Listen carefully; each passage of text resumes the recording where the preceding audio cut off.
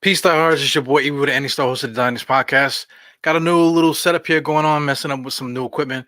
But I want to talk about Tom Thibodeau, man. As you can see at the bottom of the screen there, Coach Thibs foreshadowing the future, man. So we're going to talk about his recent comments about the after the practice that he had, and just what he had to say about a bunch of things, man. So anyway, without further ado, let's just get into it. Dynasty Podcast. Let's go.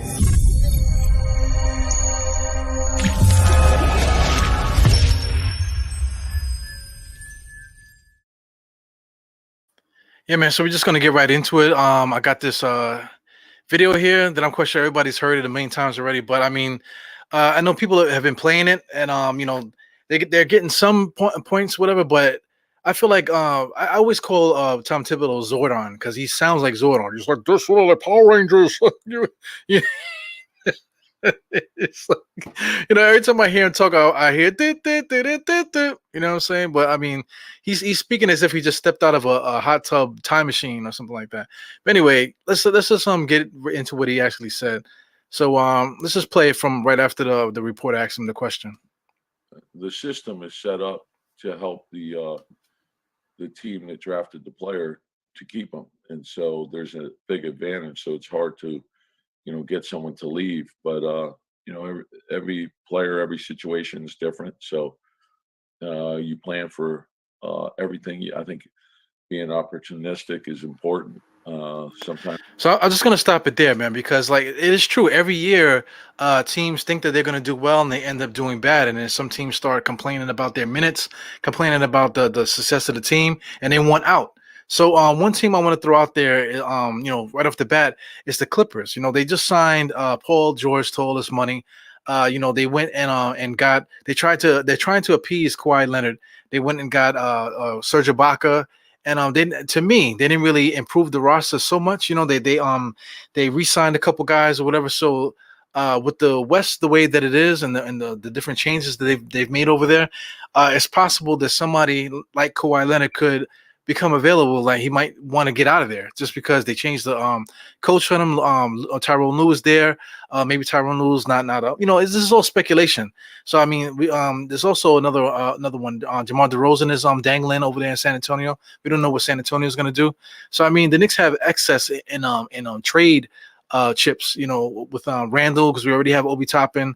We got a whole bunch of guards that we could just pick them together and bunch them to get a package together to make it work. And we have a shitload of draft picks, man. So I mean, it's possible for us to make a move for Kawhi because we also have a whole bunch of cap space too. So we can offer teams cap relief. We can offer them a couple usable players, and we could send them a bunch of draft picks, man. So a guy like Kawhi, if he was to become available due to the Clippers just being bad, because I could see that happening because the Clippers are the New York Knicks of the West, so I could totally see that. So you can go down the line to whatever team that you think.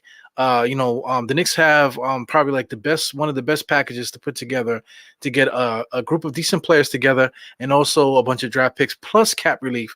You know what I'm saying? So that's something that will be appealing to some teams. Here's another team, Sacramento. Sacramento has De'Aaron Fox over there. They just drafted Halliburton. Maybe they want to get out of that contract, because what's the other guy? I keep forgetting the freaking guy's name, but their shooting guard Heel. Oh my God. Buddy Hield over there, he's been speculating of being traded and this, that, and the other, but he's still there. They ended up trading his backup or the one that they put ahead of him. They ended up not trading him, letting him go to Atlanta, and he signed a big contract there. So I feel like Sacramento's another team that could be dangling. Maybe De'Aaron Fox will be a point guard that we can pull away from Sacramento because we do have young guys to throw in the mix to send Sacramento. Also, we have the draft picks to send too. So I know next year is going to be a big draft. Talented draft too. But if you have a chance to get De'Aaron Fox, then you just do it because right now, RJ Barrett, whatever your favorite player on the Knicks is, Obi Toppin and RJ Barrett, they're on a certain wave. So you want to catch RJ Barrett while he's good. So I don't want to get ahead of myself in this conversation, but this is all possible, man. Like RJ Barrett is on his way up, man. You don't want him to be in a situation where he's like Kristaps, where he's disgruntled that he wants to get out of here. You know what I'm saying? So we have to catch these things early, and I'm so happy that I actually agree with Tom Thibodeau, And I feel like he's in agreement with me too. So I feel like I just feel happy about what the situation with the Knicks, man. So let me just continue what Tom Thibodeau was saying. Sometimes there's situations that arise, whether it be through free agency or trade. But I think every day that has to be a priority for the organization to seek out those opportunities. And I think when you look at what's going on in the league, things can change very quickly. And so you work every day with your player development. You try to improve through the draft, and then you have free agency and you have trades. And So I'll stop it there as well. So he basically just reiterated everything I just said, and just we had to build through the draft. We did that 2 years in a row with RJ. I'm anticipating Obi Toppin being a decent player as well. So you already did that. You got your 2 draft picks the last 2 years. I know guys are not gonna like this, but forget about Mitch, forget about Knox, forget about Frank. We're not developing those guys. That's over, man. We are at a level now.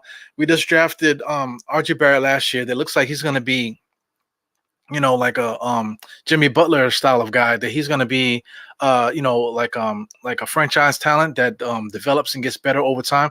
Not develops, he just starts to come into his own. You're not necessarily developing, because RJ Barrett, to me, it seems like he's going to be like an eventual 20 point a game scorer, just based on his hunger, his basic ability to bump guys off his body and finish, the mid-range game, all these different things that he does. That to me shows that somebody that's a pro scorer in the NBA. So we already got that guy. And then Obi Toppin, he seems like a versatile big guy. We don't know how good he's going to be, but he has so much energy. That first preseason game was crazy. So I mean, like, and then he has a jump shot. He showed it a little bit in the second game with some of the long bombs that he threw out there. Even though he missed a lot in the preseason, but you could tell that jump shot is going to be something that's going to be going in for him. Now also too, pick and roll, posting up, he could do all that stuff, man. So we got 2 pieces now that are prime ready for the next level, man. So now the next step is a trade and a signing. So I mean, who are we going to sign? Who are we going to trade? Like just like Tom Thibodeau was saying, that like you can't just sit on your fingers and hope something happens. You can't just sit every year and just hope to keep drafting guys, or guys that are not good. Keep talking about developing these guys to make them better. If they're not good, then it's just not going to be good, man. So we have to be opportunistic, just like Tom Thibodeau said. This is not something that I'm making up. I've said this all the time on my podcast. I kind of spazzed out on my last one, talking about Tom Thibodeau and stuff like that. But it's straight out the horse's mouth. He's saying exactly the same thing I'm saying. It's the same feeling that I have. We have to draft well. Yes, we have to build from within. But we also have to keep the cap right. We're doing all of this. So now we're prime and ready for an opportunistic time to snatch a player away from another team, a good player. I'm talking about borderline all-star, or maybe even an all-star caliber player from another team with the assets that we have. And then after that blends together. Now let's say I mentioned De'Aaron Fox, right? So let's say if we was to trade for De'Aaron Fox, right? And then now we got RJ, we got Obi Toppin. We still got to mention those guys, so you could talk about them too, because they're going to be in the mix. But after you get that, now you look at now you look attractive. Now you look attractive to players around the league. So maybe the next offseason we could be prime and ready for the next signing that comes in. So maybe we have RJ, maybe we have Obi, maybe we have a De'Aaron Fox, and just hypothetically, man, and we have some of the other guys too hanging around. We could sign a high level guy, and now all of a sudden you are building something here. Now all of a sudden you put yourself in a position that that now the Knicks are going to be buzzing. So now you're going to be in the market of getting that player to get you over the hump, that missing piece. After you get that trade, like I say, like a De'Aaron Fox, or make that next signing. Now you have your team. Now you're looking for that extra piece to get you to the championship level. So I mean, that's what Tom Thibodeau is basically saying in these little comments, man. So just in case I miss anything, I'm gonna just continue playing this video. I think you have to be very aggressive in each area. Sitting back and waiting sometimes is not a good thing. Next question. So that's basically it. I know later on somebody else asked him another question too, but I totally agree with Tom Thibodeau's sentiment, man. And then just the way that his body language is and everything. I don't know. I don't know if it's so much that he's putting the organization on notice. It's more about these guys coming together, because I know the front office and all these guys before Tom Thibodeau signed. Because Tom Thibodeau, he downgraded himself. He wanted to be the president, right? So he comes here to get his dream job to be a coach. So of course, if in order for him to accept this type of position, he's going to demand certain things from the front office or whatever. So up until this point, this new regime seems like everyone is like this, man. Seem like everybody is intertwined with each other, the same philosophies and stuff. Even the players on the court, RJ, is like the new up and coming person coming up. Then you got Obi, the same type of mentality. Forget about Randall. Forget about some of these other guys that are making the team, that are triggering you. Elfrid Payton and all these different guys. Forget about these guys that are triggering you. These guys are probably not going to be on the team when the Knicks make that next step. You never know. But when the Knicks make that next step, these little guys are just going to be fringe players in the big picture of things, man. So, I just wanted to bring that point up to my guys, man. I know all my diehard Knicks fans out there. You enjoy the team. Twitter's going crazy. Like I mentioned in my last episode, the guys were already talking about Thibs being on the hot seat because they're not playing their favorite player. Guys got to get organized. When I'm talking about guys, I'm talking about us fans. We got to get organized and just see what guys are saying. We got Zord on here on the right of me. He's saying something, and you have to take it from the horse's mouth. This is what he's saying. He is like the head coach is like the president, of like the United States. The president is not the most important person, but he is the figurehead. So Tom Thibodeau is the coach of the Knicks. He is the figurehead. He's not the one making the front office decisions, trades and stuff like that. He is a part of it. But it's just like branches of government, judicial, Congress, and the presidential. So I mean, all these guys together, these that they make this country, and of course the people. The people are the one that vote these guys in. So I mean, the people is us. We're all involved in this, man. So in order for this to be expedited, in order for it to work, we have to believe in this, man. We have to see what's going on and stop developing all these psycho and fantasy type of conversations all the time. Still talking about developing these guys and putting too much emphasis on that. Oh, we need to get the kids. It's too much emphasis on that. Right now, we are roster building. We're in a position now where like I said, we're in good cap space. We have good cap. No player on the team is signed to like a big albatross contract. The highest salary player that we have is Julius Randle with 18 million. The next three people make 6 million, and one of them is Joakim Noah. So it's bugged out. The Knicks have plenty of 1-year contracts, so we have a lot of movable pieces. So these 1-year guys, we can package them and throw them in, like I said, into a deal for a dangling player that just becomes available. Like I said, I said De'Aaron Fox's name a little bit too much in this episode, but look at what Sacramento's doing. They just drafted Halliburton for what? Why did they draft Halliburton? They already got De'Aaron Fox. What does that say? That they're not really enthusiastic about the way that the team looks around De'Aaron Fox. I mentioned Buddy Hield. I can never get his name right, but they was thinking about trading him, but then they let the Euro guy go. So why did they let the Euro guy go for the money? And Buddy Hield is still here, and they don't like Buddy Hield. Teams like that don't know what the hell they're doing. The Knicks can be like, yo, we could take these guys off your hands. We got the assets. You know what I'm saying? And there it goes. I mentioned Kawhi as well. The Clippers are primed to be shit again. Because they blew their low last playoffs. They had all the players that they needed. What's that dude that went to Houston? Not Houston. He came from Houston, but he went to the Lakers.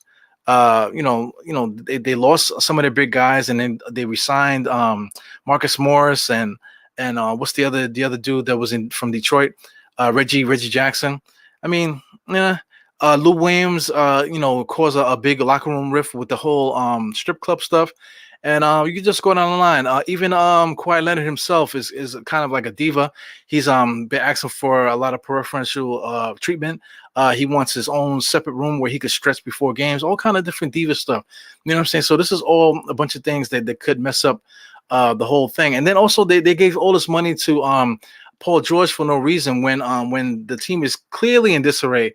So what do they do to make that better? Is that they give Paul George an extension for no reason, and with Kawhi Leonard facing free agency in the summertime. So it's just bugged out. The Knicks are in a good spot. We're prime and ready to be opportunistic to grab anybody that's available.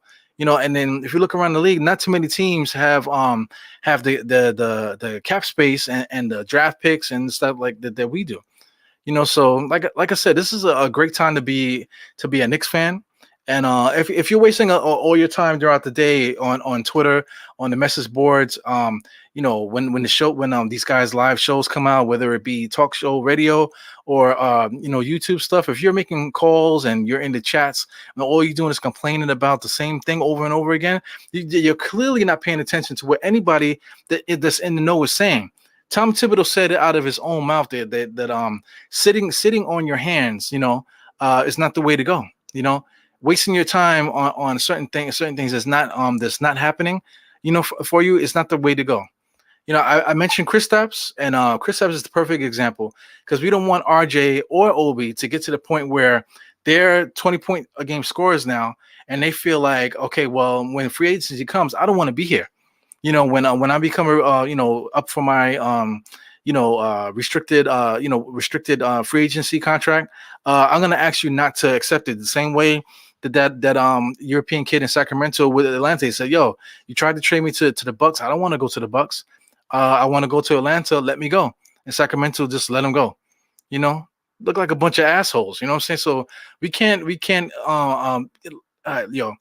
If you don't know the past, then you're just doomed to repeat it, man. You have to learn your history. You have to know your history in order to know what's going to happen in the future. And another comparison with Tom Thibodeau is Cable.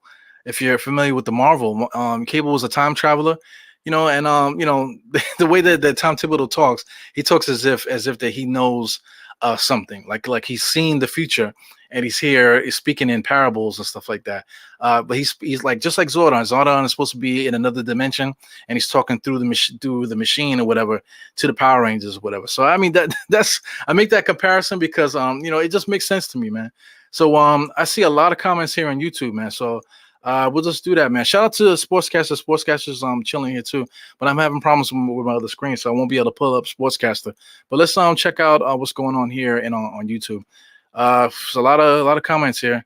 So we got Woodshed. What's good, Woodshed? Yo, I love that comment you made earlier, man. I screenshot it. Like I said, my other little screen here is messed up, man. So let's shout out to Woodshed, man. Yo, trades are coming. Thank goodness trades are coming. Yeah, trades are coming, man. Like I already explained it in the episode. Tom Thibodeau said just as much, man. So, just look out for those opportunistic trades. Bondi baited him into his comment. I don't really think Bondi baited him. Was Bondi the first one to ask a question? I don't remember, and I'm not gonna pull it up. I can easily just click it and play it again, but I'm not gonna do that. I'm not a fan of Bondi because of his dad. He's actually a son of the original Bondi. I think his dad's name was Mitch Bondi. I don't know, but his dad was a dick too, man. So he retired. I don't know if he's still writing for the Daily News, but it's just a corporate thing. These guys are they got a job, and us fans are the ones that are clicking these things. That's why they always staring up stuff, because they want us to complain and stuff, and and then they just throw right back in our faces, man. So you guys, I don't want people to get fired. I don't want people to lose their job, but like with anything, automation and stuff like that, the computer age, things are changing, things are evolving and stuff like that, man. So it is what it is. So that's all I really want to say about that. I don't like to talk badly about people. But I don't support the Daily News or the Post or anything like that. I don't click any of their things. I actually blocked Bondi and the other jackass that used to be writing for them. So anyway, Bondi was trying to get him to make a tampering comment. He was, but Tom Thibodeau, he already knows, right? He already been through it. He's had jobs as a president. He's been here in New York. He's 62 years old also. So he's a man of a certain stature, man. So he already knows how to handle himself. So I'm not worried about these beat writers trying to make Tom Thibodeau say something, because he's not going to. Yeah, man. So yeah, man. Shout out to Woodshed, man. I love the freaking comment. So anyway, we can just keep going down here. Woodshed is going crazy here. Uh, what else is going there? I guess guys are just talking to themselves here.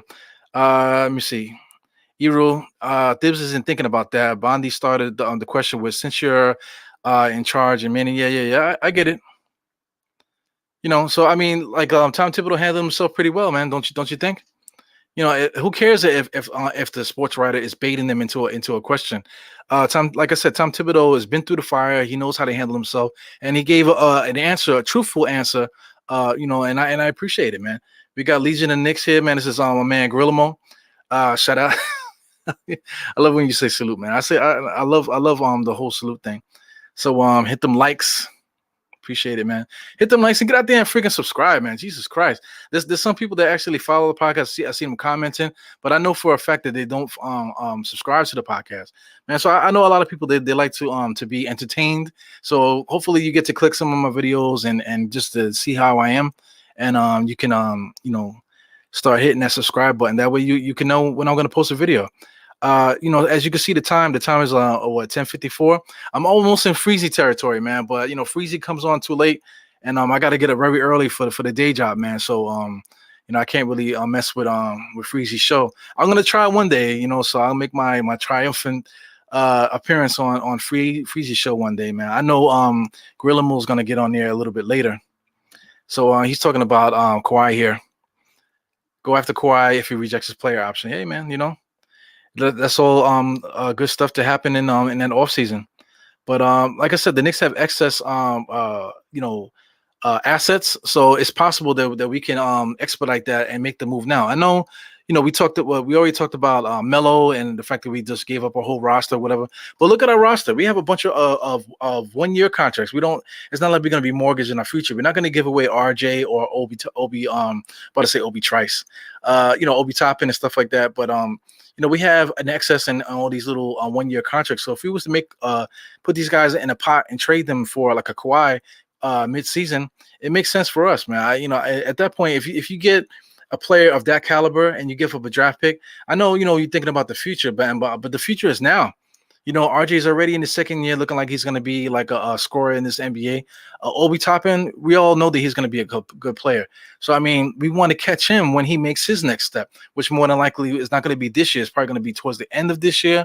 Beginning of next year is going to be coming, start showing you what he's going to be. So, if these guys are going to start showing you what they're going to be, then we need to start, making that those moves to get these players here. So making a trade for like a Kawhi, like I mentioned, or De'Aaron Fox, and then in the offseason, then you can make another signing, because the Knicks have done a great job of getting themselves in a situation where we can control the cap. After making a trade like that, then we can sign somebody in the offseason. So I mean that's how guys make power moves, and that's how guys go from being ashy to classy. You know what I'm saying? So just keep on going on. Yeah, there's supposed to be a blizzard coming through. Oh my God! And my floor heat is broken. Bro, man, you gotta figure that out. It's not supposed to snow until about 3, according to the apps. So see what you can do, man. Get yourself like a space heater or something, or do the old school thing, man. Try not to kill the whole family and then have the oven going and shit. So yeah, we just keep going here. My man Woodset is going crazy. My guys are still going here. So I'm just going through the chat, seeing what guys are saying. We got Simba Singh. I haven't seen with me. Let me shout this guy too. I've seen him on my chats every once in a while. We got also Simba Singh. I haven't seen him on here in a while. What's up, Simba? Simba's usually on everybody's chats, but you must have been on vacation or something, man. Huh? So Chuck is capping hard. Where's Chuck at? Yeah, man, I'm getting used to some of these guys in the chat, man. I appreciate you guys for tuning in. But anyway, I just wanted to give you my points on Tom Thibodeau and just the foreshadowing that he was given with this talk about trades and drafting well, trades and signings. So this is something that I hope gets expedited between this season and the next off season, and then we could really just start cooking with grease, man. Because I also mentioned that Tom Thibodeau is 62 years old, man. So 62 years old, he's not gonna be here for like the next 5 years talking about, we're still developing Frank Ntilikina, you know what I'm saying, or still developing Kevin Knox. That's not the way to go, man. We have to expedite this, man, and keep it moving. I mentioned in the last podcast too. Shout out to Austin Rivers. He signed a 3-year deal for $3 million year it's a 3-year deal, $3 million a year. In the last 2 years are non-guaranteed. So what makes that deal great is that it gives the Knicks flexibility to do whatever. So let's say if we make moves or whatever, and we want to keep Austin Rivers just to have that extra thing, but we don't have to overpay him because all we got to do is accept the next year for 3 point whatever $1 million, and that's kind of cheap for somebody that could potentially break out a little bit more than it normally has, especially with the current makeup of this roster. So yeah, man, you guys are talking amongst yourselves. Yeah, that's dope, man. So anyway, I just want to do that, man. I don't want to stay on too late. I'm boring you guys, but yeah, this is Evo, the Any Star hosted on this podcast, man. Uh, right now we're setting up the future, man. The future is now. The future is now. The future is not in Kevin Knox and these guys developing them and putting them in the right spots for them to succeed. We had to put the team in the right spots for us to succeed. So like I said, Tom Thibodeau is already said that.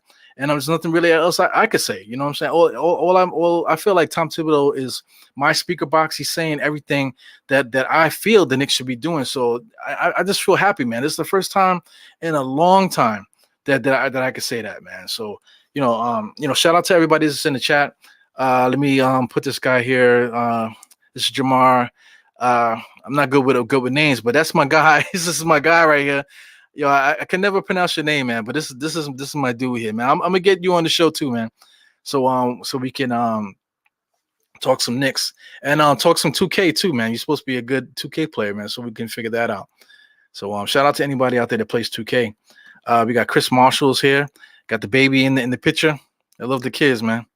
Yeah, man. Also, forget about Giannis, man. Were we going to pay him 200 something million over X amount of years? That's not something that we want to do. We want to build a team. Let's say if Giannis didn't sign that contract, like I'm trying to say, in the offseason with the money that we have, are we going to give Giannis that money to make him come to the Knicks? Then how do we build around a player that makes that much money? So don't worry about it, man. Our time is coming, and we just have to keep an eye on the task at hand, and we'll get there, man.